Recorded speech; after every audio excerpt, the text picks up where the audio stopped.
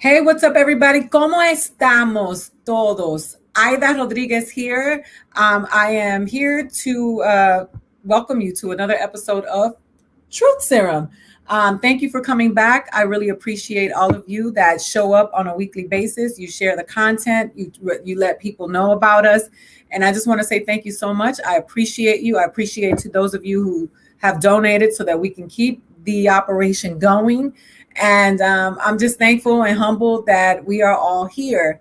I am today having a conversation. I'm bringing, this is the first time, well, not the first time, the second time I'm bringing some guests back so that we can continue to have the conversation. Last time they were here, we had a conversation. It was powerful, it was strong, but it was too short. And even this hour will not be long enough to cover the basis of what we deal with in this country in terms of our Latinidad. I wanted to make sure that I said today, this show is not a singular point of view show. We're not going to just sit here and have one conversation. That would be too much like mainstream media and what America does to us to indoctrinate us. We have to have varied perspectives. We have to honor all of the journeys. We have to remember that the oppression of the United States spans across the world. It's not just here. And that many of us who are here are a result of that worldwide oppression. So I just want to make sure that we have these conversations. I am very proud to be Afro-Latina, to be Afro-Indigenous. I'm very proud of my Puerto Rican and Dominican roots, and I still honor my African heritage. And at the same, and I just want to make sure that people understand that intersectionality is real. And when we have these conversations and we erase people, we are doing white supremacy's work. So that being said, I want to invite my guests into the conversation. We are going to talk about it all today. And when they keep having this conversation and when they keep doing the work, so my girls are here, and Katelina Eccleston is here representando a Panamá. Julissa Arce, don't forget the name. And it's funny, I got to make sure. Rodriguez is very important to me. And even when I was married, my name was Aida Rodriguez Ellison. Very important to me. And Melinna Bobadilla is here, fresh off of the Imagen Awards, whose show took a few Imagen Awards yesterday. So, hey, how are my queens doing? Good. Good. I'm happy to be here. I enjoy seeing all of your beautiful faces. Same. I saw you this morning killing it on Twitter and taking it to task. I go to the three of you. You are three of the reasons why I'm still on social media. I seriously considered just removing myself from it at all, because it does affect my mental health and my emotional health. And Julissa, because you and I have actually had some exchanges about it, and we got to go on a walk because I'm losing my mind. But it's just very important for us to have these conversations. And I'll tell you, I'll start it off with this. This is how sensitive it's become for me on social media. Gata, you posted a picture of your family today in honor of Latinx Heritage Month. And I was tweeting you that that you had a beautiful family. And I was like, can I get a hojalda? Yeah. And I thought about it twice, because I said, somebody is going to think that this light-skinned woman is asking a dark-skinned woman to cook for her. And that's how much I've been affected by social media. And I was like, that's my friend. You know what I mean? But that's how sensitive I've become to making sure that I don't offend people and that I take people's humanity into account. And then I texted my tia, who's Panamanian, and she was like, you better tweet that girl though, if she's closer to you, because I'm the only one that makes it for you. So I just, it's just so funny that we've come to this. And I wanted to talk about something in particular. I want to kick it off. We do a lot of we have a lot of conversations on social media. We have a lot of fights on social media. We have panels that turn into nightmares on social media. I've participated in some of those. What doesn't change, no matter how much we fight, is the system that continues to oppress us. And so while we turn the fighting onto one another and we start having these conversations that are necessary and important, we really forget to hold the establishment accountable for what it continues to do to us and why we do this in the first place. So I wanted to kick off with that, Julissa. You have been one that has also come under fire on social media. And I really wanted to just have your take on how do we balance having our conversations, holding each other accountable, and still getting stuff done, and not taking each other down. Yeah. Well, first, thanks for having me back. I was thinking about this quote by Laura Gomez, who says that racism reaches its apex when subordinated groups start replicating that racism amongst each other. And that's sort of like when racism is having a party, being happy because we are upholding that same racism that oppresses us.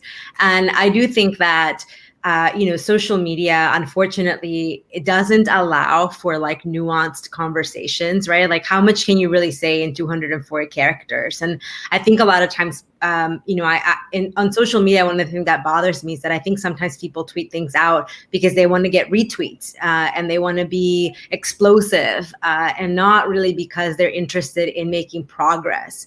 And so I try to be, I'm only human, and there are times when lo que pongo es lo que me sale de la cabeza, like sin pelos en la lengua is what ends up on Twitter.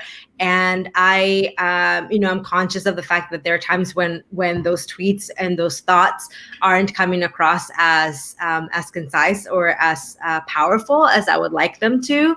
And we all have work to do on that. We all have work to do to make sure that the work that we're doing is not for the sake of retweets, but that it's actually for the sake of making progress and creating understanding and creating unity. And that's one piece I feel like is lacking in our community, because sometimes, to your point, I think we're too quick to start attacking each other when what we should be doing is having behind the scenes conversations, having actual conversations, like picking up the phone and calling each other and texting each other about things instead of just tweeting them out and working towards creating progress. Got that. I want to ask you this because we are in the middle of this conversation, and Melinna and I will talk about this. Yesterday, the Imagen Awards aired, and we there was a lot of effort done to make sure that there was inclusivity with regards to our entire spectrum. And when I say that, I am very I'm very careful and I'm very thoughtful about being in spaces where people tokenize the Black people, regardless of where we are, whether we're in the Latino space, the mainstream space. We do that a lot, right? We're like, oh, now that we have a Black person, we've checked off the Afro Latinidad box, the Black box. But can we have a conversation about how Latinos, Latinx people are completely left out of the conversations in Hollywood, while at the same time holding the same white people within our Latinx spectrum responsible for their oppression in the game? But can we have a conversation about some sort of solidarity on what makes us all Latinos, Latinx? Or is that a conversation that we're no longer going to be able to have because of the breakdown of our people? Hi, thank you for having me. I'm so excited to be here again on the Truth Serum. I love that question, Aida, simply because, as time goes by and, I, learn in these spaces as well, I take notes from social critics, first and foremost, what is the conversation? Because they have been doing the work for all of this time. I'm not a newbie per se, but, they have done the work on deconstructing Latinidad and what that means and navigating these spaces. So I think to better answer your question in regards to, what is the conversation anymore? Are we capable of, holding each other in account and actually having some sort of solidarity? I think that we need to all be on the same page in regards to what Latinidad is, right? I am a Black woman. Claro, yo soy Latina. My parents are from Panama. I am first gen, and I'm proud to be so, right? But in regards to community and who's looked out for me, I can't say that, structurally, because racism is about structure. It's not individual. It's about structure. We can be xenophobic, but racism is about being structured. So in regards to moving within these structures, I can't say that a lot of white Latinos have looked out for me, that a lot of white Latinos have put me on. Same. And this is me speaking individually. Now, collectively, Black Latinos, this is the reason why the rhetoric is the way that it is. Oh, no podemos progresar. We can't progress. Why? Not because we don't want to, but because we're being gatekeeped in that, okay, negro, if we're going to be in this space, this is how you got to act because you're representing Latinos now. You're going to run to represent Latinos, so this is how you got to act. There's a lot of gatekeeping. So I don't think that we can get to that place, not without having the conversation beforehand in regards to who is Latino and when, and how that's respected or not, and how, what needs to be done in order to change that and advance people into these types of spaces. I first of all, I love that answer because I think that it's right. It hits it right on the head in terms of the conversations that we're having. Because one thing that I've discovered through social media is that a lot of us like to police one another in terms of what our identities are, right? Because I saw that you posted, Gata, that you don't want to even be called Afro-Latina anymore. You just want to be Black because it's been appropriated by people who don't have to deal with the journey and the struggles that come with your skin tone. And within that own movement, they're now erasing you from it. And I think that it's important for us to be real and honest about that. Melinna, you are on a TV show that yesterday got some nominations. And, even though we cheer, like last year, they said, well, when John Leguizamo said whatever John Leguizamo said, which I thought was not properly, it was not the proper framing for what needed to be said, because we don't have to compare ourselves to other marginalized groups to make a statement about white supremacy and oppression. And people said, well, Jarrell won last year. Are we supposed to be okay with just having one Afro-Latino win? Or can we demand that we have more? Because for some reason, it just seems like because some people didn't celebrate Jarrell, which was not that was some people, many of us. I mean, if you go from the pages of us who are Puerto Rican and Dominican, we all celebrated Jarrell. Many of us did. And listen, the white people who don't celebrate Jarrell don't celebrate us either, because they're busy being white people and they don't want to be associated with us either. Aren't we entitled to demand more just because one Afro-Latino won an Emmy last year? Is that supposed to be enough for Latinos? Are we Latinx people, because we're immigrants, are we supposed to still always just accept scraps?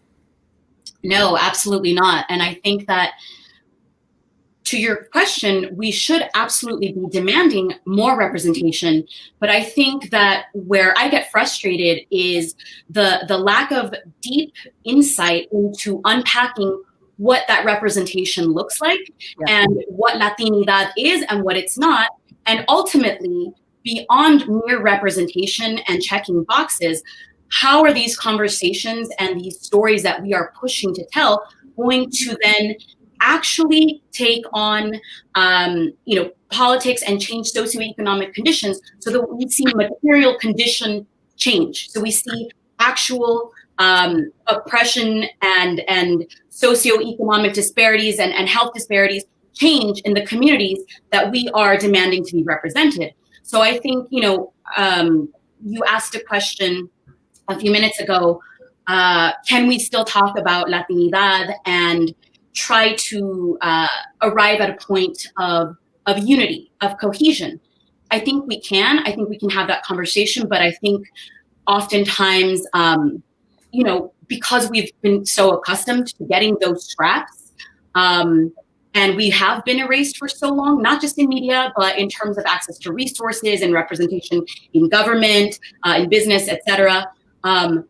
We are rushed to try and arrive at a comfortable answer, at an answer that is tied neatly with a bow, that can be, checkbox easily, where we can all go to the same conference, we can all have the same award show, and we have to get really, really real about our own positionalities. Every single person who wants to have this conversation, engage this conversation of Latinidad, because they relate to it, whether or not they were born in Latin America or in the Caribbean, or they were born here, but that's where their ancestral ties are from. I think we have to start with our individual positionalities. Like, what is our family lineage? Literally, like, we have to negotiate our place in terms of race and ethnicity, and be really, really mindful to consistently interrogate the privileges that we carry and the privileges that we don't carry. So I think that this need to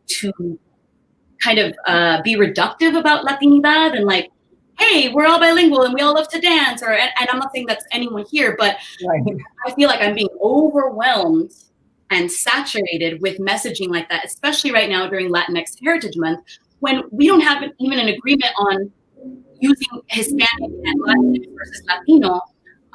So I think sometimes I get frustrated when we get stuck on the cosmetic aspects, the performance of Latinidad, as opposed to really settling in on creating situations that can create change in material conditions for the underrepresented communities. So I you know what, I love these answers and these conversations, because one thing that I will tell you, and the reason why I'm attracted and drawn to you, is because I believe in the laws of attraction, because I honestly want to find, solutions, and I want to create a better world for our children and our children's children. And that is not to erase or to try to dispute the fact that there is oppression within our own community of each other. But at the same time, trying to find solutions so that people that come, because the thing about it is that we when we start talking about race and we start talking about cultural realities and we exclude class, there's a whole realm of reality that we dispose of when we don't talk about someone like me. I grew up in Miami, and I grew up in the ghetto of Miami, right? I grew up in the middle, in a high school that was 50% Black, 49% Latino, 1% white. So we grew up in Liberty City. We grew up over town. We grew up in Miami. And my best friends who I grew up with in the same neighborhood, getting the same food stamps, struggling the same, dealing with the colorism and all of those issues. I see Breonna Taylor's loss as my loss. I'm not looking at it from the perspective of, ooh, that's terrible for Black American people. I feel like that could have been somebody in my community because I grew up dirt poor. So, and let's not, we talked about it last time. Our people get killed by the police. And when I say our people, you're talking about a Dominican Black man in the Bronx who was murdered by the police. You talk about this, and people don't erase the realities of our intersections. And that's what I think is really starting to it's starting to mess with me, because I'm like, this is bigger than what we think it is. And it is all by design, and it is now working. That when Native American people, First Nations people speak up for themselves, people tell them, why now? Wait your turn. And I'm like, what does that mean? We should all be fighting for this. Are we seriously now telling other people who are marginalized that they don't have a right to have a voice? And so that's all white supremacy's work from my perspective, right? So now we're sitting here having this conversation. They were sterilizing women in these concentration camps, right? I'm not calling those camps anything else. Now, when we talk about immigration, it is a very Central American conversation, because it has been framed as an exclusively brown issue in this country, when people migrate here from all over the world and commit crimes and do all kinds of egregious acts in this country. And when you talk about immigration, you forget that Haitians immigrate here, people from Africa immigrate here, and that people come here from all over the world who are also Black and have to deal with being immigrants and Black in this country. Now, we talk about this sterilization, and it's no secret they're trying to keep the numbers down. I just want to hear your thoughts on this, because I don't even know how to come up with a question anymore about the atrocities that this country, I wouldn't even say the administration, this country and its history and its present is continuously raining down on communities of color. So go ahead. So these stories aren't new, sadly. We heard what was coming out of the ICE prisons in Georgia. The news broke about 2 weeks ago, because Dawn Wooden, a Black nurse, who was working in these private ICE prisons became a whistleblower. She started hearing about a doctor who was performing hysterectomies, forcible sterilization, women who essentially were being violated and their reproductive futures being torn away from them without their consent. And so she caught wind of this man who they started calling the womb collector, right? The uterus collector.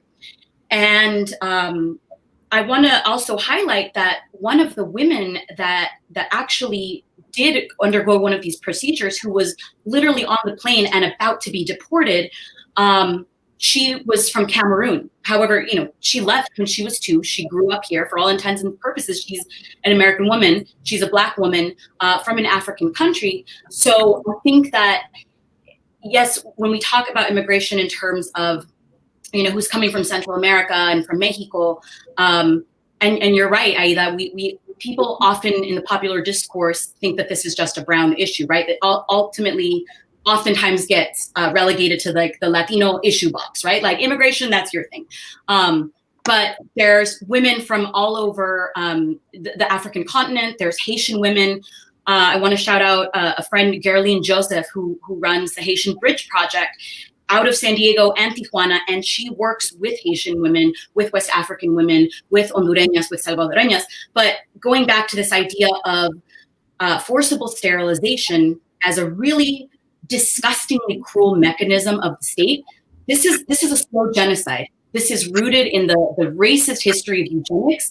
And sadly, the US has blood on its hands from these particular practices and has been engaging in them for centuries. They have done this to Puerto Rican women on the island. They have done this to Black women, African-American women here in the United States. They have done this to Native American women. And here in Los Angeles, this was happening as recently as the mid-70s. So there was a group of predominantly Mexican women, some Mexican-American, who were going to LA County. Well, now it's LA County USC Medical Center. At that time, it was LA County General Hospital.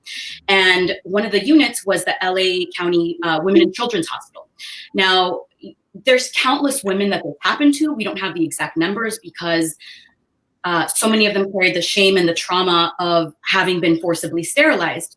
They went in and they were giving birth. It should have been one of the most happy, momentous days of their lives. But they were coerced and forced to sign these documents for a procedure called tubal ligation. So many of the women ended up forming a class action lawsuit with the help of a young Chicana attorney named Jessica Hernandez. They are popularly known as the Madrigal 10. They sued LA County USC. Sadly, they didn't win.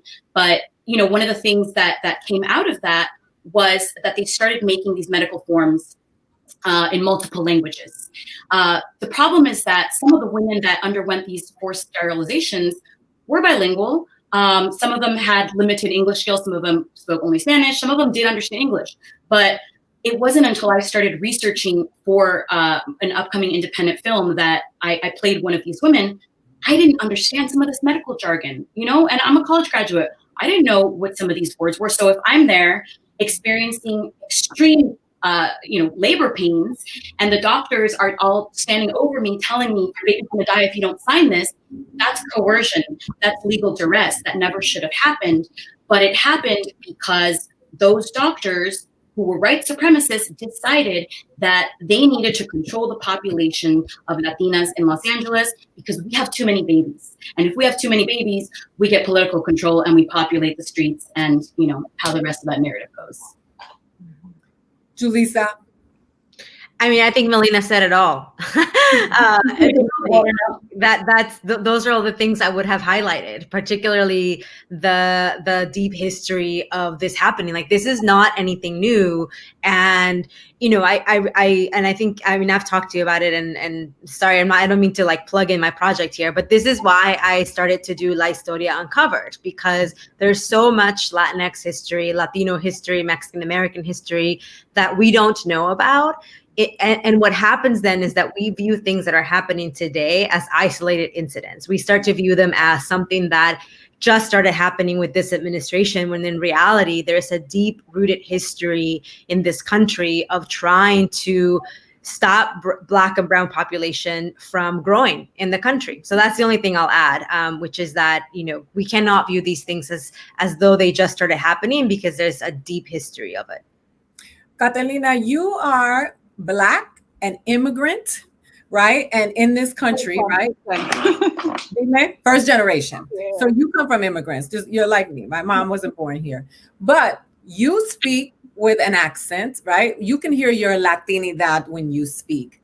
When you are viewed in this country, right? Because you have to deal with the intersectionality of who you are. And then there is not pushback, but there is a certain treatment from the Latinx community, and then from the Black American community and the white community, right? It's taxing, right? When you think about it in this country. When you move around in your skin, what are some of the things you can tell me about your experience that will give some of the viewers and a look, just a little look, because the complexity is too much to say in a few minutes, but who you are and how that works in the world for you, having to navigate all of those spaces, because I think it is important for people to understand the reality of intersectionality, not just shout it out as a term that's PC, but really understand what that looks like and what it feels like. Wow. As you've said beautifully, it is difficult to put that complexity into a few words, but I'll try. Claro, I am a Black Latina, and I'm proud to do so. And it's to be so, excuse me. And it's so, it's just interesting to me, like all of the different things that are forced onto me as an individual. For example, just today, shout out to Dash, she tweeted, I'm going to need people to stop pushing the rhetoric that, all Black Latinos didn't know who they were up until recently because it's a trend. Whereas I grew up knowing, I was Black my entire life. My dad actually got mad when my mom permed my hair. Like, my dad didn't want me to be like, certain, associating certain aspects of Latinidad, right? That's based in whiteness, to myself. He was mad. And that was my reality, that there was never anything wrong with me as a person, pero sino that, the world doesn't understand me and that's okay. I thank God to my parents that they've taught me that from early on, because I can just imagine what it would feel like to grow up hearing tienes pelo malo, eres fea because tú eres prieta, and stuff like that. But granted, these are very valid emotions for Black Latinos to have, because this is the rhetoric, that is, popular within our community. Peínate, peínate, que pajón, like these are things that I haven't heard, but these are things that Black Latinos deal with. This is a reality for us.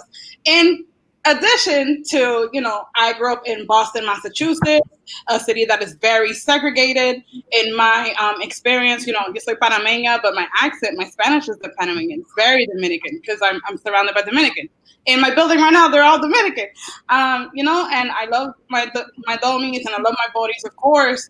Y me llevo mucho de ello. But, at the same time, I do hold true to what Panamanian values are. And I only say this to say that here in Boston, my experience has been, with African Americans, as long with Latinos, to ask me, am I sitting at the Black table or the Spanish table? Haha, Spanish. The Spanish table in the third grade, to paint you a picture of what my reality has been. In the third grade, third graders are segregating themselves in regards to, are they sitting at the Black table or the Spanish table? And so there's this dichotomy of, yes, me being Black in that Black American space, because technically I am Black American. I am American. I was born here. I am just, descendant of Panama and Jamaica. Pero también being Black in the Latino space and what that means and what it doesn't mean. There's multiple nuances that I can pull from. Essentially, the bottom line is Blackness is refuted in both communities at different levels and at different times. A lot of people, they try to make it convenient, which is why I've never, like, I have a blog out there. You can look me up where I talk about Afro-Latino, why? And I think I was like 18 years old, but I'm proud of myself for staying true to that rhetoric, because why are we constantly subcategorizing ourselves where these nations would not exist if it were not for the esfuerzos of los negros y los indígenas? Why? Why do we subcategorize ourselves? Yo soy negra. I have to create another category so you can understand where it is that I come from, whether I speak Spanish or not, whether I have an accent or not. Yo soy negra. I am a Black woman, and I'm proud to be so. And it's not a big deal. It has nothing to do with anyone else's reality but my own, which is why I laugh at, claro, there's white guilt. And that's part of the reason why a lot of people are trying to attach themselves to, this rhetoric or putting Afro-Latino in their bio and stuff, And that's fine. Tu abuelo negro, you're proud of that, está bien. But how you walk in the world and how you're seen phenotypically. I have a big Black nose. I have huge lips. I have melanin, like dark melanin. Tú sabes, let this lighting fool you. Yo soy prieta, you know what I'm saying? And I'm proud to be so, but also this affects how I move in the world. The last thing I'll say is, I was cracking up the other day because I was speaking to a music exec friend of mine who, unfortunately, he didn't understand, where it is that I was coming from. And sadly, I did bring up wanting to, have plastic surgery because I want to, and I don't have vergüenza to say so. And him saying, that's all in your head in regards to that. He was gaslighting me. Fine, he's a man, he doesn't understand. But it was laughable to me for him to not understand that me as a Black woman moving in Latino spaces and the reasoning and why I wanted to do it, yes, for myself, but also for how I am perceived and accepted, that the way that we look doesn't affect the way that we are treated. It absolutely does. That is absolutely my reality, moving in music, moving, in social media, moving in every single aspect of my life, on the internet and off. The way I look, the way that I'm presented has a big deal with how I am accepted or not. So I hope that I touched on a lot of points. I appreciate it. I think that with respect to the spectrum, when we have these conversations, I tweeted yesterday or the other day that, the white passing Latinx people, they sometimes they enjoy privileges and they live a plush life. And then when white people remind them that you're one of them, then they want to come back to us. And then someone came at me and said, stop saying white passing. They are just white. Right. And I was like, white passing to me is not the same as white Americans, because there are some white people who have blonde hair and blue eyes who can barely speak English, and they are treated differently because they have accents from countries that are from Latin America, not treated like people who come from Russia or people that come from Poland, because that is higher on this hierarchy, right? They're treated differently. So when I say white passing, I'm talking about the people who you can see that can probably play a white role if they play it right. They do the thing that does the thing that makes them get the job. So that being said, there is a whole spectrum of Latinx people who are not Black and are not white passing. Mm-hmm. And we can't have a conversation about their oppression, because then it becomes erasure. And for me, it is important that we have the conversation about us all, because I don't get to if I get raped and a white woman gets raped, I can't tell that white woman that her rape is invalid because she's white. What I can say is they probably would treat your rape differently than mine because I'm not white.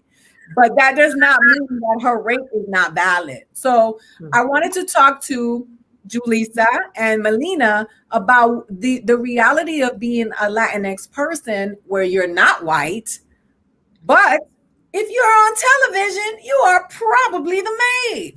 So there is some ugliness in that as well. Yeah. And I wanted to make sure that I talked about the entire spectrum, because we can't have nuanced conversations anymore.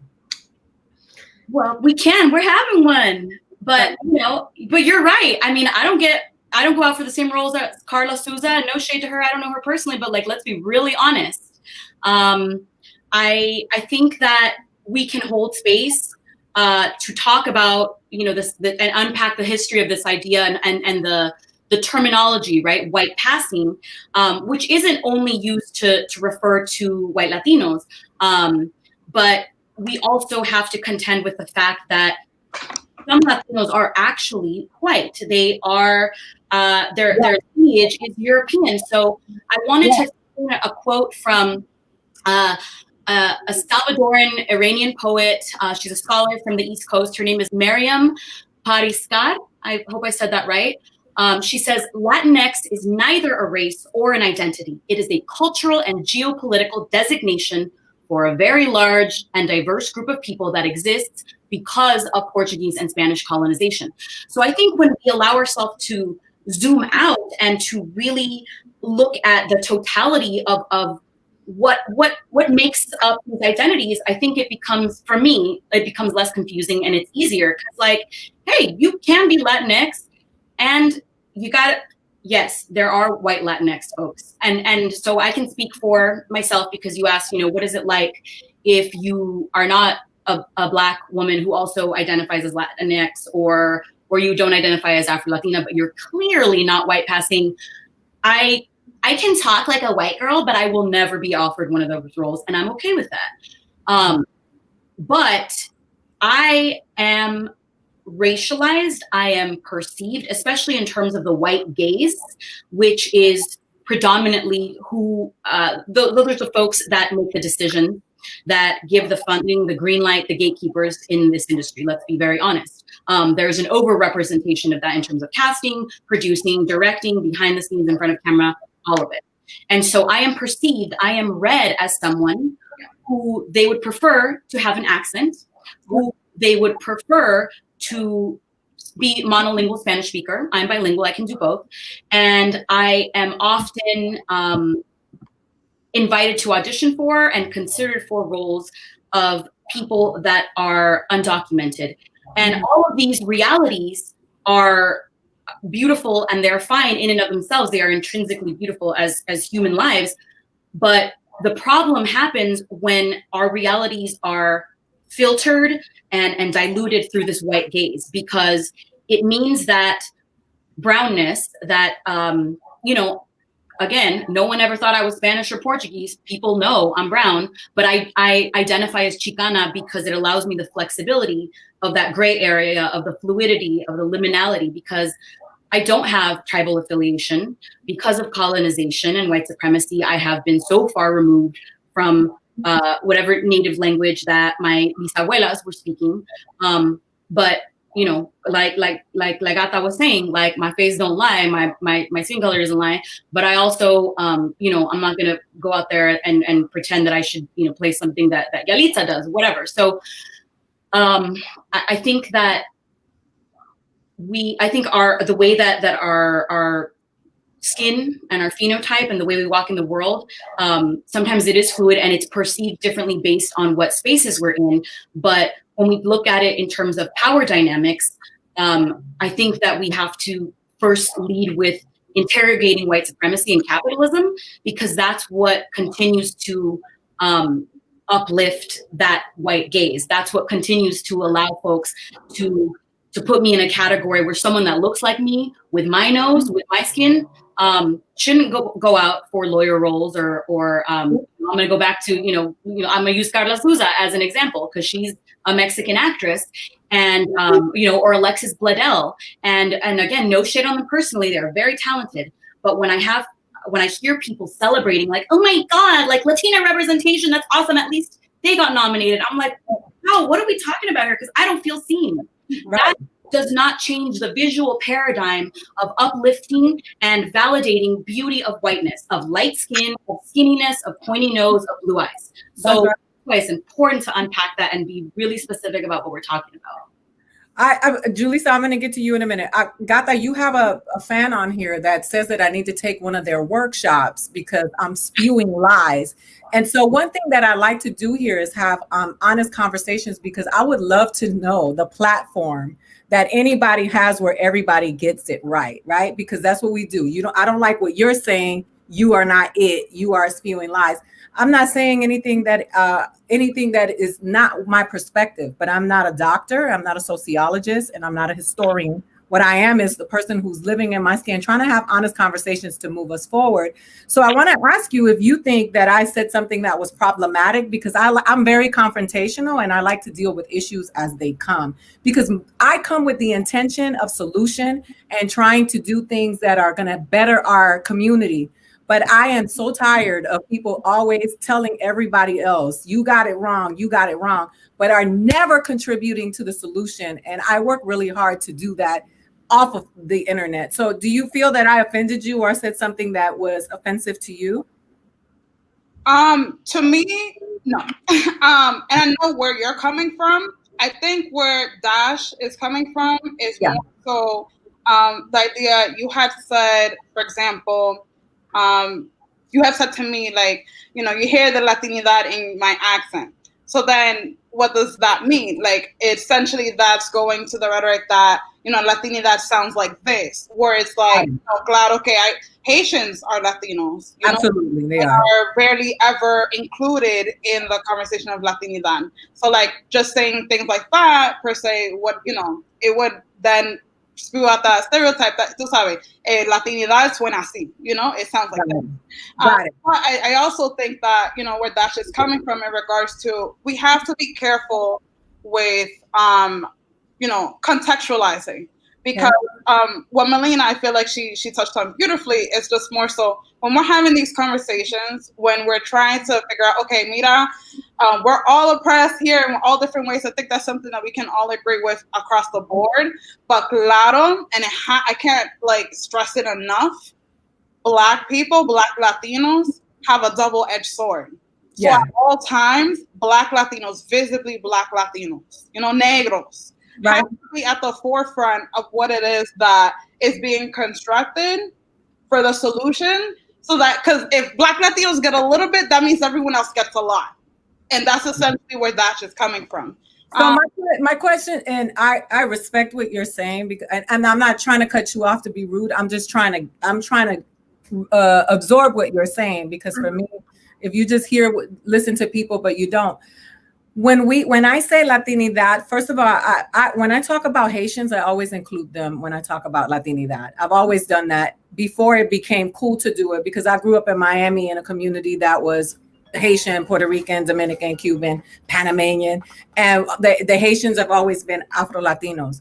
My question is, can we have a conversation about other Latinos as well, with at the same time holding the truth and the understanding that Black Latinos have it worse, but can we still have the conversation? Because all of the conversations that we have, when we start talking about, when I'm talking about people who are not white and not visibly Black, who I am honoring, and the people that are in those cages that we're talking about, is it possible that we have the intersectional conversations and still be able to acknowledge and hold the space for Latinos who are also being mistreated, who are not Black and can be anti-Black? Because they are. That's a problem with our community. I think that realistically speaking, I hear you in that wanting to have space for others. And it's not more so that, Dash in this instance is saying that, somos lo único with problems, right? But more so that if we don't, at the very least, understand that, what it is that Black Latinos are going through in its entirety, then essentially any sort of communication of solution is therefore null and void. And I say Black Latinos, and I am including Afro-Indigenous Latinos as well, just because of the levels of which we are discarded in society, whether that's socially, whether that's financially, like economically, etc. We are at the bottom of the barrel, and if that is not at the forefront of the perspective, then essentially it's like, well, what is being discussed? If we are not at the very intersection, at the forefront of the conversation. Okay, so that's fair. That and when I say that, when I said that because of your accent, so I understand what you're saying about how that is a function of white supremacy that is in our language now, right? Because people say to me all the time, "What are you?" And in California specifically, they say, "Are you half black or half white?" No, because you sound like a Latin person, right? They'll say that to me. So when I said that, I just learned something today, right? So that's why I want to have these conversations, because I think some people, and I'm not talking about Dash because I don't know Dash, but I just think that some of these people are just interested in setting the fire and leaving the room. I think that anger is justified. Eso es lo que estoy diciendo. No, I get it. I understand that. And I know you have buena intención, which is why I didn't say nothing, because I'm like, I know I know where you're coming from. I know who you are, you know. But like more so in regards to, you know, this conversation, because I feel bad, you know, Julissa's not chiming in. And honestly go on and on. You know, essentially, Black Latinos are mad, and we have to understand, like, and when I say we, I mean all Latinos have to understand, it is justified. The anger is justified. When you are erased, when, you know, people are making a commodity and a trend out of your identity, and you can't even participate, you know what I'm saying? You can't even participate. You can't even reap the benefits of your identity that's being marketed now. No sabe cuánta Afro-Latinos are out here with like businesses and marketing themselves like this, because yo soy negra and all this and that. But they're not using negra, they're saying Afro-Latina. You know what I'm saying? They won't ever say que son negra porque sabe que no son. They know that they're not. But they're still going to go ahead and reap the benefits of Afro-Latinidad without even centering actual Black people. So the anger is justified. Like, absolutely. That's essentially where everyone and anyone who, it's not about being explosive. Claro, you know, like some people, you know, my friends tell me all the time, Gata, you're not diplomatic. You know, and it's like, you know, I guess that's how I am. That's how I roll. Whatever. Because I like you, Aida, I love to have conversation and really like identify, why do people think like that? Like that's my MO. But you know, more so, and just so I can conclude, the anger is justified. There's multiple forces at work that are silencing negros, and that's essentially the reason why a lot of people come off that way. But you know, Dash, for example, she has the workshop. Like right. She has been doing the work for some time. A lot of these sociocritics have been doing the work for some time. Right. And essentially, she is providing a resource, you know, where people can see where it is that she's coming from. If people don't like the way she speaks, then it's otra cosa, because essentially, like, the anger, this is where that's coming from. Share it with us, or share it with me so I can share it with my followers, because I don't know Dash, and I don't care if Dash likes me or not. I don't give a shit about none of these people. I have to do what I have to do to be the best that I can be. But the reason why I ask is because I do want to learn, right? Because my daughter and my son son negros, right? So I have to be mindful, because at home, not just on the internet, right? So for me, it's about honoring my children. But and I'm going to go to Julissa now, but what I will say this, I was having a conversation with a Black American person that belongs to a group that thinks that you don't belong, right? That they'll say, yeah, these Black Latinos, they're not American descendants of slaves, and I don't know why they're trying to appropriate our shit. So what I'm saying is, in the middle of this fight where it has so many layers, what is it that we can do to provide forward motion for ourselves as people? Because we have become so we are now awake, and we know a lot of the things that white supremacy has done to hold us all down, that now we can't. The division is also almost harmful to us, because now it's easier for them to keep us back and hold us down. And so and it's always been. I mean, it's always been. So how do we have these conversations? And for me, it's important to be honorable with you, not just because you are negra, but because you're a human being and someone that I care about as a human being, right? So that's why I want to make sure that I'm not being. And I'm not going to talk about this all day. I feel like in short, I hear you, and I hear your question. I feel like in short, what a solution, Aida, you have to understand that you care, but many don't. ¿Tú me entiendes? That's the problem. Right. You're hearing us. You're giving me space. You're allowing Dash to be mad. You know what I'm saying? Like you're allowing people to have their emotions. You are, but many people are not, and that is the issue.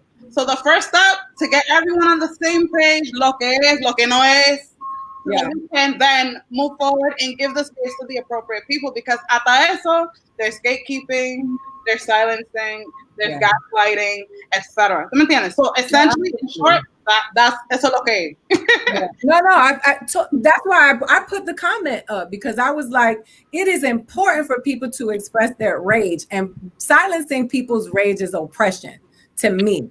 And so I know that some people who, I live in the reality that people who are darker than me have a tougher life and have been treated worse, and that Black dark-skinned people are being silenced. I mean, that's why I had the show with Sulma here about hair, that I just watch and let it happen. You know what I'm saying? Because it's not something that I can relate to, but I want to be a proper ally and say, this is a conversation that we need to have, because this is some bullshit. But at the same time, we all need space to grow and learn. And those of us who are not participating in white supremacy on the level of, I don't have power, right? So for me, it's just about, how do I become a better person in this reality, as opposed to getting attacked by people who attack my character, when outside of this, I work hard in the economic space to raise money to make the world better for our people. I'm not just popping off on Twitter and doing think pieces and talking shit. I'm actually risking my life. I white supremacists breaking into my internet, fucking threatening my life, doxing me, calling me the N-word, because to them, they don't see the difference, right? They see us all as trash. So it's very disheartening when people from your own community are also doing that to you, when you're just trying your best, right, to learn, because I've been indoctrinated just like everybody else. I'm not fully realized. So that's why I wanted to say, I had a transgender show. One of the transgender people said to me, one of your jokes is offensive because of this. I apologize, because I didn't know. I didn't see it that way, but I learned. That person, Ashley Marie Preston, could have very well dismissed me and said, you're garbage because you said this joke. And we're willing to learn. Es el punto. Because there's people who are like, well, sorry. ¿Tú me entiendes? And that's why I said it, because on behalf of myself, I really want to learn. So that's why it's important for me that I'm not intentionally damaging and hurting people, because for me, that matters specifically when you're talking about my people, right? And that's important to me. Now, Julissa, you've been sitting here patiently, and I want to hear from you. Yeah, don't worry about it. To be honest, I mean, you know that I'm usually much more like high energy, and like would have jumped in with, without you even calling on me. But honestly, I'm tired. Particularly today, I feel exhausted, emotionally exhausted, because and it feels strange to even make the comments that I wanted to make on the show that I had texted you about, because it feels like this isn't the time to make those comments. And at the same time, I often feel like it's never the time to talk about this, which is like partly what you were talking about of, where, so let me back up. So, growing up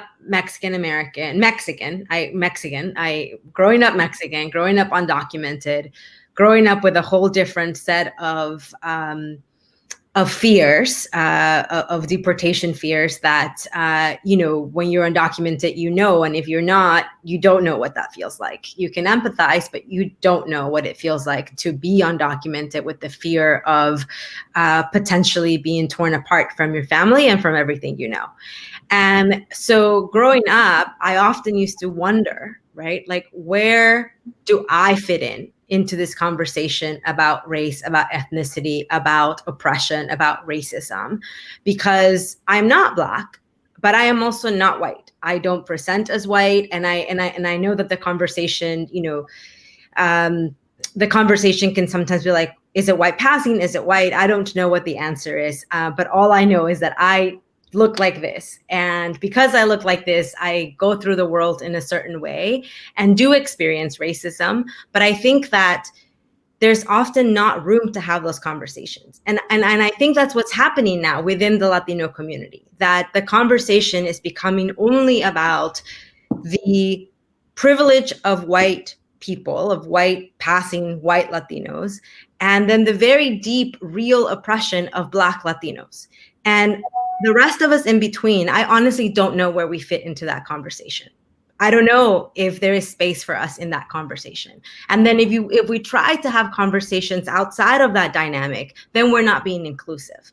And so I am struggling, really struggling, to understand where my place is, and also to speak up for myself and to speak up for other people that are in the same space that I occupy, which is looking like this and still experiencing the world in a way, where we constantly have people telling us to go back to where we came from, even if we were born in this country, even if we're American citizens, even if we speak perfect English, even if we have college degrees, even if we're a fucking nationally best-selling author. And so I don't know, I'm exhausted because I feel like constantly I am fighting multiple battles at once. One, which is like against white supremacy, of course, but the other is about where do I fit in? Because, and I understand that it's because I look like this and because, you look at me, I think people know I'm Mexican. Although, back in the day, people used to ask me, what are you? And a lot of people thought I was Filipino. When I look at myself, I see Mexican. And so, I don't know. I really am. I'm sort of just like speaking from my heart because I don't have a lot of answers to this. And sometimes it's very scary to say these things out loud. And because of sort of knowing that, people are going to have opinions about what you say. And because we are all public people and express our thoughts in public, that they might be taken out of context, that they might be taken outside of understanding what our experience is in the world. And so, I hopefully will keep having these conversations in this series that I created, La Historia Uncovered. There were some comments online about the fact that I don't have a Black Latina or a Black Latino as part of the series. And the series came about because I wanted to share some of the books that I have read in research for my next book, Rejecting Assimilation. And those were the books that I read. And I didn't want to tokenize anyone. So I didn't want to just include an Afro-Latino or a Black Latino for the sake of having them there to be tokenized. I didn't want to do that. And so I made a conscious decision of going with the original lineup, which was the original 4 books that I had read. And I hope that I'm able to have a second season of the series where I can actually read books by Black Latinos and then bring them to the program in a way that is truthful and that is organic and that is meaningful, and not just sort of like an add-on and as an afterthought, because I don't want to do that.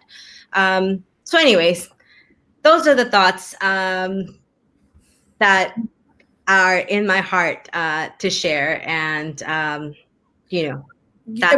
would just like to, can I chime in? Of course. Julissa, I love what you said, and that, you're honest in that you don't know, like there's no pamphlet saying, how do you, be supportive of Black Latinos? There's no guide, no manual. And to that I say, I appreciate your honesty. And I feel like, just in short, in regards to, what is to do, think more so of how to regularly include it so that it's not an afterthought. ¿Me entiende? I hear you on your project, the one that just, that you just released. Don't ever feel bad about including an Afro-Latino. And I love that you questioned, one, is that going to be construed as, perceived as you tokenizing them? It won't be. Si en la próxima you include more. ¿Tú me entiendes? And that's essentially the point. That's essentially what all of us are trying to get at. In that when you're included, when you're making these decisions, I know that you said that you don't know where you stand on in regards to this idea of race, as yourself as an undocumented woman. But all of these things are valid. One thing doesn't cancel out the other. So as you move in this world and as you move in these spaces, siempre, it's no issue at all in regards to including Black Latinos. We want to be included. Now, Claro, we don't want to be tokenized. And claro, you know, a part of the reason why, and the layer that is least often talked about, and so why it's so uncomfortable, not that we don't want to show up or that we don't want to be included, it's that others around you may not be open-minded to the idea of having negros in the space, and that therein lies the problem. I'm not speaking about your space specifically, I'm talking about in general, like blanquitos, like, you know, mestizos. If you're seeing groups and organizations where you don't see any Afro Latinos, essentially it's because they don't want to get involved. They want to put at the forefront, you know, the issues of immigration, even though that includes Afro Latinos as well. But, you know, people aren't conscious of the fact of, you know, how Afro Latinos are involved in that particular rhetoric, therefore we are excluded, and more so question their own proximity to whiteness, because essentially that's at the heart of why a lot of this is so uncomfortable for so many people. And I love that you're honest about, you know, you feeling you don't know what to do. When in doubt, include. You know, when in doubt, include. When in doubt, uplift.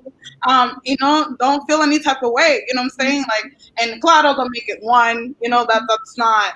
You know, and you know, obviously judge within reason. You know, in regards to quality and things like that. But there's a lot of Afro Latinos making great content out there that I'm sure that I would love to recommend to you. You know what I'm saying? Yeah, so I appreciate your honesty, and I just wanted to say that. Yeah, no, thank you. And you know, that's that's one just very recent example, right, of including or not including. And I ultimately, like I said, I decided to go with the original lineup because those are books that I had already read, that had already spoken to me, history that I had already wanted to share, right?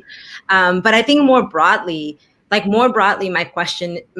I'm questioning things and trying to understand is, where do I fit in the conversation about race that tends to be very, very black and white? And that's the reality of it, right? And so it's hard to have those conversations, but I do think they're important because there's a lot of people that look like me who don't know where we fit in, but who know, because we have lived through it, that we experience racism in a different way. Right? We experience it, we have lived through it, and we don't call it racism. When someone gets told to go back to where they came from, the word that often is used to describe that instance is xenophobia. And yes, it's xenophobia, but it's also racism. Because it's structured. Yes. Right. Yes. But I would also say there's a bigger question attached to this conversation, because if so people could easily say, Melinna and Julissa, they belong in a very similar category because they're both mestiza. They're clearly read as Latina, clearly read as maybe not so clearly Mexican or Mexican American. I don't have a problem with the grayness. I don't have a problem not knowing, having a clear box, because I think we also have to ask ourselves. So once we solve that issue for ourselves, if it's ever solved, I don't know if that's something we can neatly tie up. What then? What are the actual oppressions and the issues? And going back to this phrase I keep saying is, how do we identify the material conditions that we want to change that are attached to this? So I don't know, maybe that's a third conversation. Yes, absolutely. And this, it's very different also regionally, right? Because I was born in Boston and I grew up between Miami and New York. So being Puerto Rican and Dominican, being identified as whatever Afro Latino was before it became a hashtag and became popular and people started saying it, you know, it's very funny that I remember one of my friends from high school who I used to always say, yo, we are black over here. Like, I don't know what you're talking about because they don't see you as white, right? And she was like, I'm not black. I'm Dominican. I'm not black. I'm Dominican. I'm not black. Don't call me that. I'm not black. Just recently was like, sent me a message on Facebook and was like, I guess what? I found out I was black. and, you know, she was like, use me in one of your skits, as people always tell me, because I'm a stand-up comedian, you know, and I was like, but the reality of being not Mexican and not Central American, when you go to other parts of the country, when you grew up in other parts of the country and you come to Los Angeles, your proximity to Blackness is identified more because you are not Central American, right? So people who are like Rosie Perez, people will say, oh, she's a light-skinned Black woman. She's Afro-Latina. She's the first Afro-Latina. Coco from Fame. And it is a very complicated place. My birth certificate from Boston, born in Brigham Young Women's Hospital, has nothing in the race. There is no W, there is no B. I'm a white person on my birth certificate. Yes, because in Boston, in the Northeast, they would put a C for Caucasian for the Latinx people.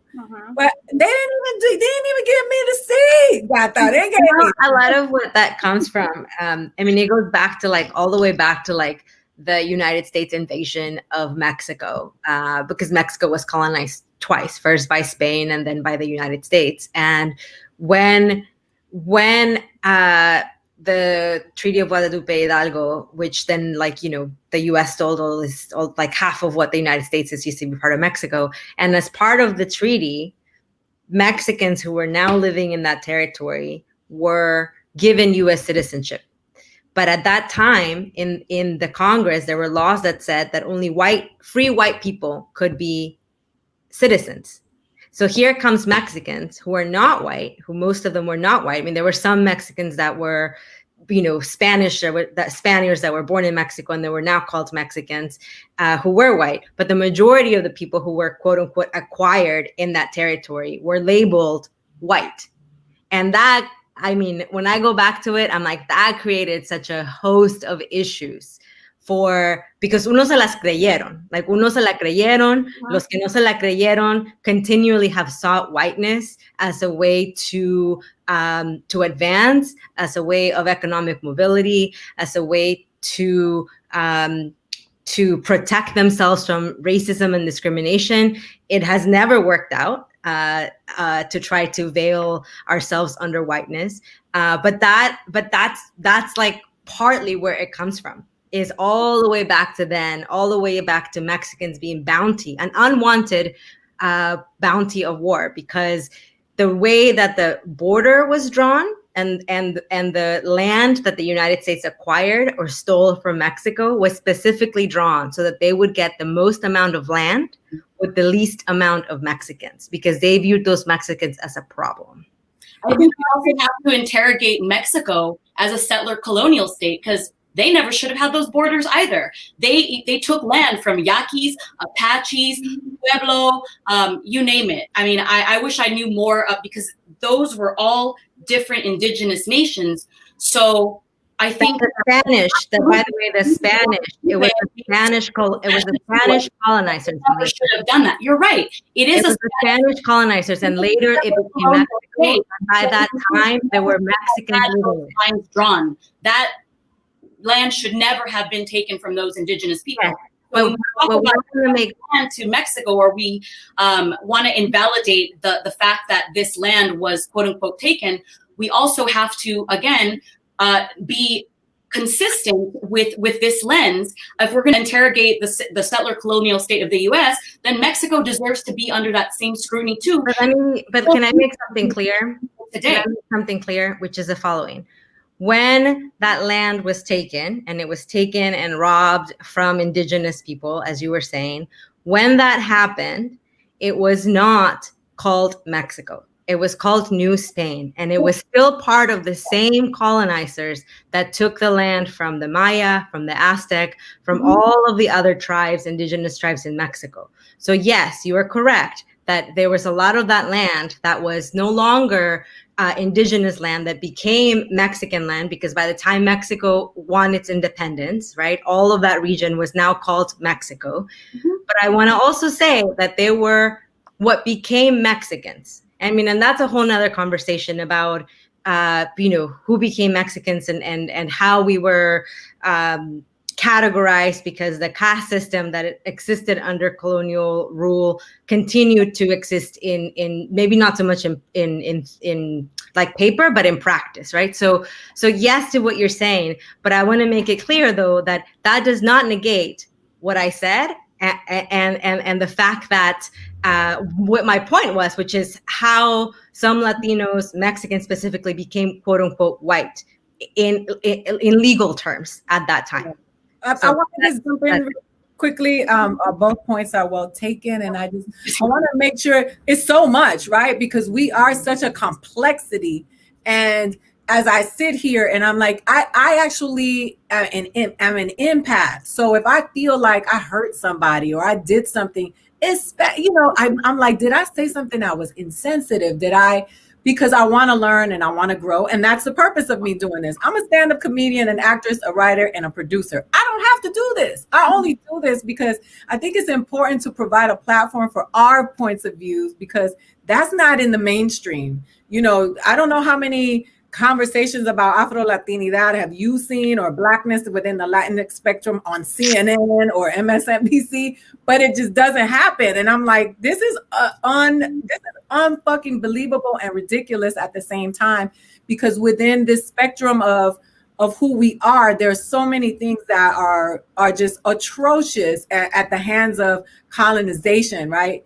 So, and it's just so important that we hold a space so that Gata can tell us what we are doing wrong. You can tell me as a Puerto Rican woman when my language is wrong with regards to Mexican and Central Americans, because we've been indoctrinated into hating each other and ourselves. And you hear a Puerto Rican say, "Don't call me no fucking Mexican," or Mexicans say, "I'm not no goddamn Puerto Rican," but as if it is an insult. And it's all a play of white supremacy. So for me, it is like, let's have the conversations. Gata, you're from Panama. You look at television, you even see Puerto Ricans and Dominicans, even though they're the criminals and the Mexicans are the maids. But you don't ever hear people talking about Panamanians in television in the mainstream, right? My tia is and I grew up, my uncle's married to a Puerto Rican Panamanian woman who's been in my life my whole life. I've been eating, like I say, a guacho, eating hojaldas, listening to the music. Not just that, that's the fun part, learning the history, understanding what really happened in Panama in the 70s with regards to our American government and the shit we did there. So when we sit there, we have these conversations. That's why I do it, because I'm not getting famous for doing this. I'm losing jobs for doing this. People don't want to fuck with me because they think I'm a troublemaker. So the reason why I do this is because my people matter. And when I say, and Black people in the Latino spectrum matter. And they may not be descendants of slaves of America, but they're descendants of slaves from where they come from, because they did it all over the world. And so that's why I wanted to have these conversations, because I think it's important that we do. We talk about Indigenous people through the lens that they are not from Mexico, or they're not from Puerto Rico. They are exclusive to the United States of America.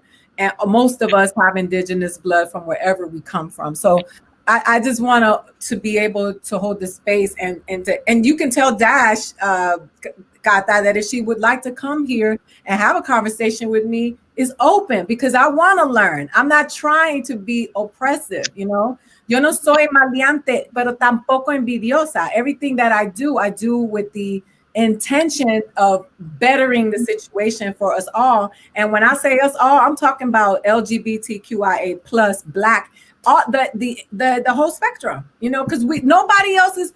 People don't want to have these conversations. People are like, I'm not talking about that, because if I say something, they're gonna call me anti-Black. I'm not gonna say, and I just think it's important for us to really be able to have these conversations. You guys all do stuff that is important to this conversation with what you do for work. And I would like for you to share about that.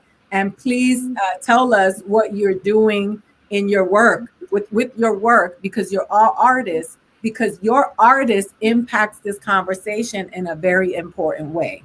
So Gata, we'll start with you. Thank you so much for having me here in the Truth Serum, Aida.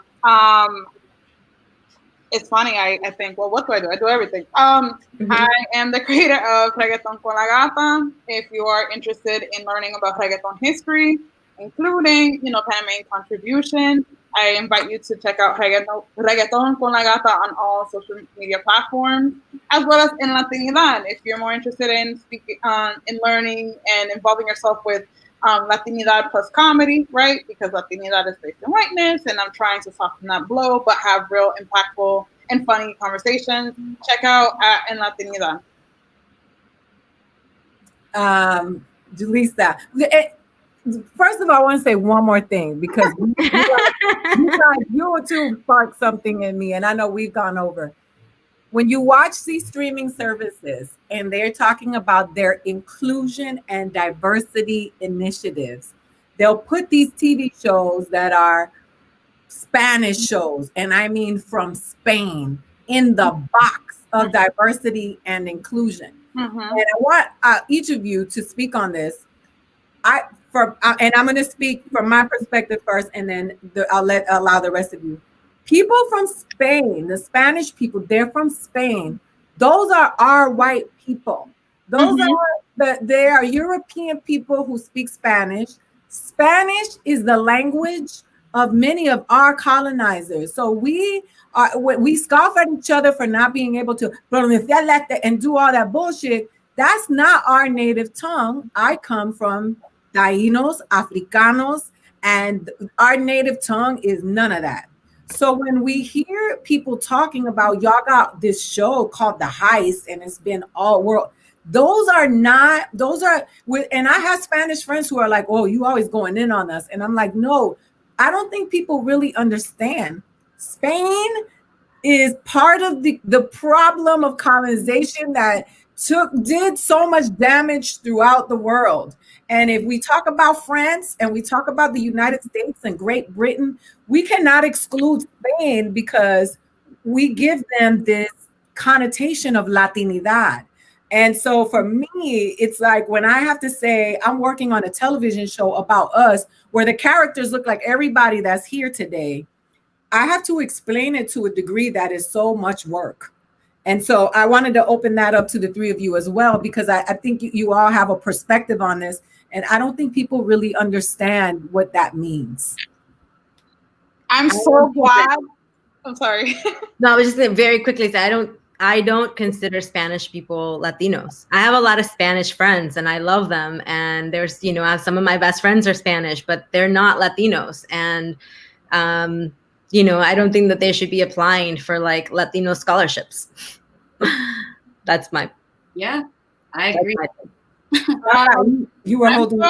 I'm so glad you brought this up, Aida, because I was on Netflix the other day and it was like, talking about celebrate Hispanic Heritage Month. And I saw a lot of Spanish content in there from Artress Media, which I agree is amazing. I'm a fan of Money Heist, but they're not Latino. And to that point, and to anyone watching who has some sort of power to try to change that, because I thought that was atrocious, you need to center or at least create more initiatives to have Latino-based content.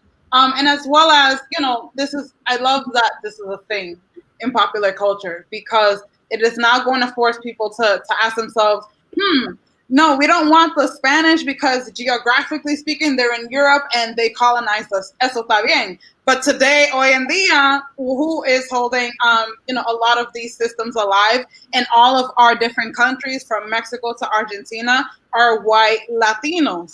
So I think this is a great opportunity for everybody to start asking themselves, what is really going on racially? Because it's not difficult. It's not hard to understand.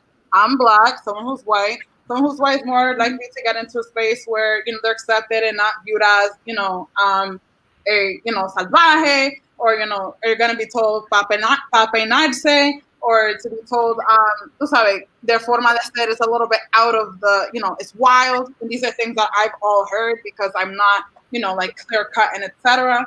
As an academic, which is laughable. So yeah, I love that this happened in pop culture, and I'm excited to see how that conversation unfolds. Not that I'm optimistic though. Melinna. Hostia, joder, tía Aida. Bueno, es una cuestión. I gotta tell you, some of the most racist fucking people I ever experienced in my life were Spaniards. I did a 2-month theatrical tour throughout Spain when I was in the big city, in Madrid, in Alcalá. It was not that big, but it's still in proximity. I was fine. There's immigrants there. There's North African folks. There's Colombianos. There's Mexicanos.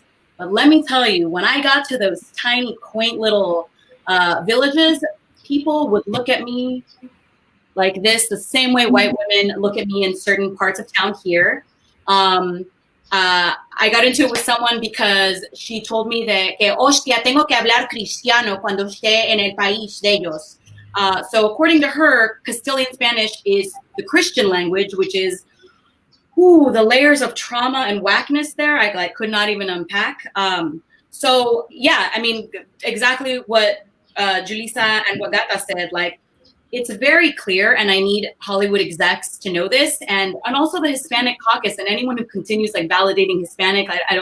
That term is so problematic because it centers our colonizer. It leads with the colonizer. It allows the colonizer to define how we exist in the world, and that being the most salient part of our identity. And I gotta call out, this one of these Hollywood diversity reports. I want to say it's the one that came out of USC. When they are talking, when and you can find this online, if you look at the pie charts and all the other charts and the percentages, they for some reason thought it appropriate to include Spaniards in those studies, along with Mexicans and Boricuas and Dominicans and everyone else from Latin America and the Caribbean. So I think that is something that we need to be really clear about. And thank you, Gata, for bringing this up too, that it's not just Spaniards who are in Spain right now, but white Latinidad exists in Latin America. And so just because they're a few generations removed doesn't mean that they enjoy any less privilege. And I want to say that, in terms of like projects, going back to this idea of sterilization, because at the end of the day, like Julissa and I may disagree over the terminology or how we relate to our own identity, etc. But I know that when it comes to the material changes we want to make for our community and for other communities of color, I know that we are all in an alliance together. And I know that I can call on each one of you just as you could call on me. So thinking about this idea of how race overlaps and informs these very real oppressions, this movie that right now it's called For Rosa. It is based on the Madrigal 10 of the forced hysterectomies that were happening here in Los Angeles. And I play a woman who is a composite of some of the different women who were involved in the lawsuit, who had tubal ligations. And one of the conversations I had with my director, who is a white woman, and I told her, I need her to be bilingual. I need this character to be bilingual because we cannot only say that this is about language. These women were racialized, and if you watch this documentary, No Más Bebés, that came out on PBS a few years ago, you can find clips online. Most of these women look like me and Julissa, like they could be our tias or mothers. And so we are racialized in a very particular way. We do experience racism. So I think when we, the conversation can continue about identity, and I'm fine with it. I'm not someone who, I see these conversations like people battling about like, I don't like the word Latinx. What is Latinx? I hate the X. It's like, shut up. If you don't want to use it, don't use it. So for me, it's kind of like, we can call ourselves whatever we want, but we will continue walking the world in a certain way. So that hopefully you'll invite us a third time, Aida, and we can. No, this is going to be a series all unto itself because it's going to be called Aida Learns. Tell us about your project and what you're. So funny. I gotta run to. I gotta go record my noticias. So every Friday I do a wrap up of news that are not getting any national attention. So for example, today I'll be talking about the death of let me get his name correct, of Jorge González Zúñiga. On April 12th, he was paralyzed from the neck down after he was arrested because the cops broke his neck. And a few months later, and by the way, they held his head up to take the mugshot because they had broken his neck, but then didn't give him medical attention for 21 hours. Mm-hmm. And on July 15th, he died. And if you Google his name, Jorge González Zúñiga, you will not find a single national newspaper covered the story. And it fucking breaks my heart. And I'll also be talking about Cipriano Chavez Alvarez, who just this week died in ICE custody from COVID-19. even though he was released from federal prison on compassionate release because the judge was afraid that he might catch COVID. And then he was put in a detention center and died from COVID. And I only find out about these stories, by the way, because people send them to me and people say this happened to my uncle. This Cipriano who passed away in ICE custody, his niece is a friend of mine. And so she sent me the story. Only BuzzFeed covered the story. And people send me the stories that they say, this is not, and the news doesn't care about us and about our stories. And so I've tried to, in whatever small platform I have, to shine a light on these stories. And so I would encourage people to check out those noticias that I do on Fridays and help me spread the word about these important stories. And then the only other thing I'd highlight, which I already talked about ad nauseum probably, is La Historia Uncovered. I'm learning a lot about a lot of these conversations about identity, just about the colonial history in our countries. This week I did a conversation with Ed Morales, specifically just talking about Puerto Rico and the devastation of Maria, and how because Puerto Rico is sort of in this limbo, this legal limbo, the aid that was given to Puerto Rico was not nearly what was given to Texas around the same time that they were experiencing hurricanes. And this falsehood, this lie that Trump is saying that he gave the biggest aid to Puerto Rico, when in reality, a big portion of that aid, $5 billion of the aid, was actually loans. There were loans that the people of Puerto Rico have to pay back. So anyways, what I really, as you can probably tell, one of the things I'm really passionate about is just understanding history, because I think that history doesn't just tell us of the past, but it informs our future. And if we don't know our history, I think we're doing ourselves a great disservice. So I have tried to learn a lot more history. And so I invite people to check out the series as well. Awesome. Can I say one more thing? I just found out that a close friend who was a wonderful teacher and an amazing organizer, not well known on social media, but touched thousands of lives throughout the country, passed away. She was 41, and I want to just invoke her name. She's a wonderful Black queer non-binary person from Tennessee. Elandria Williams, known by the community as E. And there was someone that always talked about the vision of the future, right? And they're the kind of person that shown a mirror to you and would kind of like make you take inventory of your own bullshit. And I would always think, man, I wish I could be as visionary and as patient and graceful as Elandria.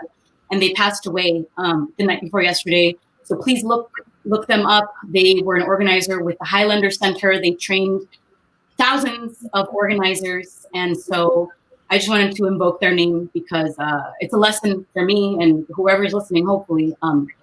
Basically learn from history, and then let's try to also engage in the visionary process. I appreciate you saying their name. I want to say, but you guys hold the mirror up to me, because I learned, I learned I didn't graduate from college. I was a teenage pregnancy case. I grew up, a victim of domestic violence. I was raped. All the things that happened to me that I have made me who I am today, that make me, say that's part of my journey. And this testimony is to help young Black and brown women who come from where I come from, who are in bondage to shame and guilt. I am here to say you're going to be okay. So I show up every day because it's important to me. It's been in my DNA my whole life.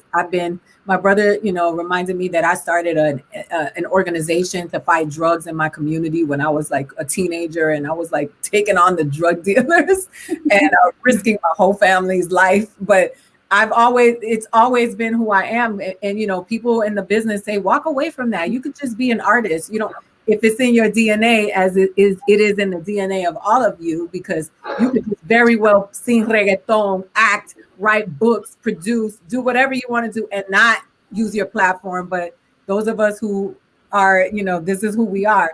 I want to say Breonna Taylor's name, and I want to remind you that I support everyone who is out protesting. I support everyone who's angry right now, because I am angry right now. I just want to remind everyone that these are the systemic ills that we have to take on, not on a superficial level, not on the top level. We have to go in We saw who made a decision with this that affected us all. And that should be a reminder that not only should we be voting, not just on a national level, but on a local level, and really influencing who's making the decisions in our community, but we really need to hold these politicians accountable for the laws that are in place, and changing these laws and these statutes and these things that a lot of us don't even know exist, which is why we'll be shocked that they are going to indict a man for endangering others after killing a person in their sleep. So these are bigger conversations to have, and it's not just about who's in office, because historically who's been in office has never been good for any of us, but really changing systems, because that is how we make a change. So we are with Breonna Taylor and Breonna Taylor's family, and the whole world is feeling the pain of this. So just remember that for every Breonna Taylor you know about there in the news, there are many Breonna Taylors that you never hear about, and we should be fighting for them all. I love you. I know Julissa had to go. Gata, I love you. Thank you for holding a place where you can, hold the mirror to me and correct me in truth and love, because all I want to do is be honorable to my village. And if I offended you, I apologize, because that was never my but it's my job to do that, because that's how we honor each other. And Melinna, as always, every time I encounter you, I walk away better for it and knowing more. And I really appreciate you. And I do want y'all to come back for 3, because I think that we got to keep doing this. Is this, and it's also talking to people that you want to talk to and can do the things that you're doing, because, I just think it's important to really continue having the conversations for our future and for ourselves. We are worthy. So tell people where they can find you on social media and follow you, and then we're going to wrap the show up. We did an hour and a half. We did. Muchas gracias por tenerme. Thank you for having me. Siempre, you know what time it is, Aida and Melinna. Mi gente que está sintonizando, you guys who are tuning in.